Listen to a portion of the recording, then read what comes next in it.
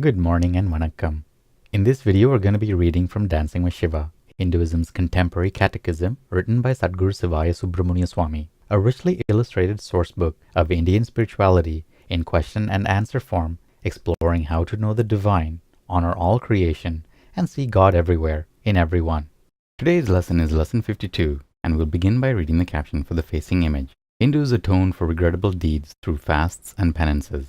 A woman takes refuge in the forest to perform yogas, shown by the danda next to the water pot. Standing on one leg for hours, she endures the punishing heat of fire she has built. Lesson 52. What is sin? How can we atone for it? Shloka 52. Sin is the intentional transgression of divine law. There is no inherent or original sin. Neither is there a mortal sin by which the soul is forever lost. Through sadhana, worship and austerities, sins can be atoned for. Om. Bhashya. What men term sin, the wise call ignorance. Man's true nature is not sullied by sin. Sin is related only to the lower, instinctive intellectual nature as a transgression of dharma. Still, sin is real and to be avoided, for our wrongful actions return to us as sorrow through the law of karma. Sin is terminable, and its effects may be compensated for by penance or prayaschitta and good deeds which settle the karmic debt. The young soul, less in tune with his soul nature, is inclined towards sin. The old soul seldom transgresses divine law. Sins are the crippling distortions of intellect bound in emotion. When we sin, we take the energy and distort it to our instinctive favor. When we are unjust and mean, hateful and holding resentments year after year and no one but ourselves knows of our intrigue and corruption, we suffer.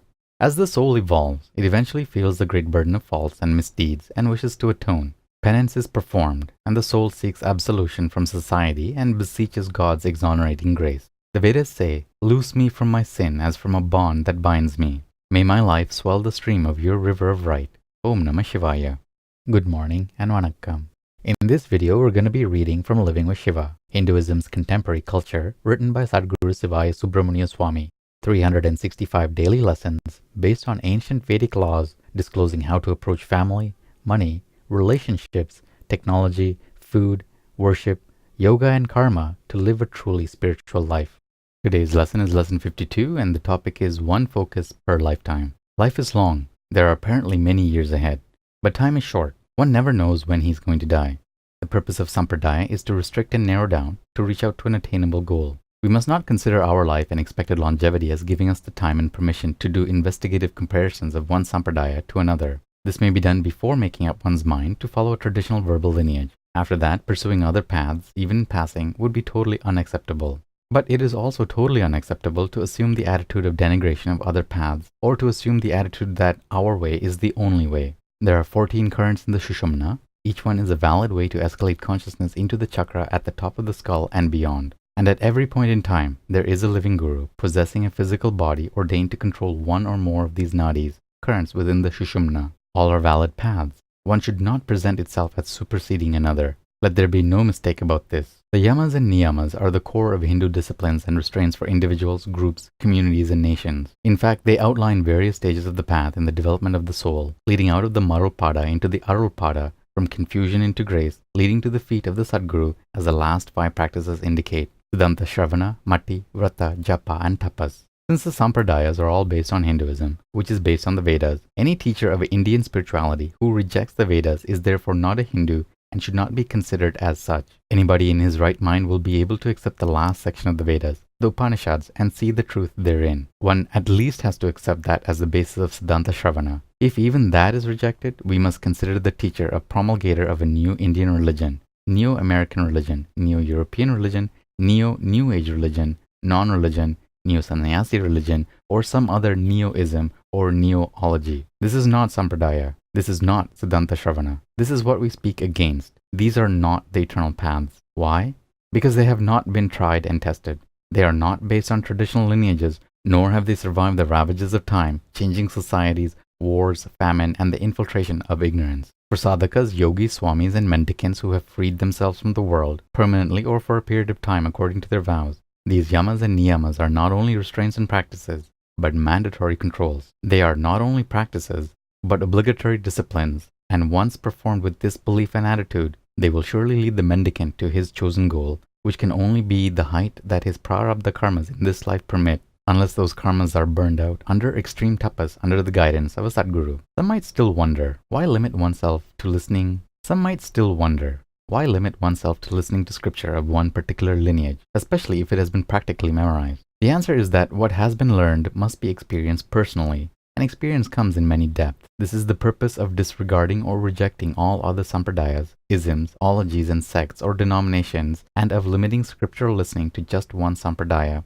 so that each subtle increment of the divine truths amplified within it is realized through personal experience. This and only this, experience, realization, illumination, can be carried on to the next birth. What one has merely memorized is not transforming and is forgotten perhaps shortly after death. Let there be no mistake that Siddhanta Shravana, scriptural listening, is the only way, and when the seeker is ready, the Guru will appear and enter his life. Sutra 52 of the Nandinada Sutras, Charity and Faith.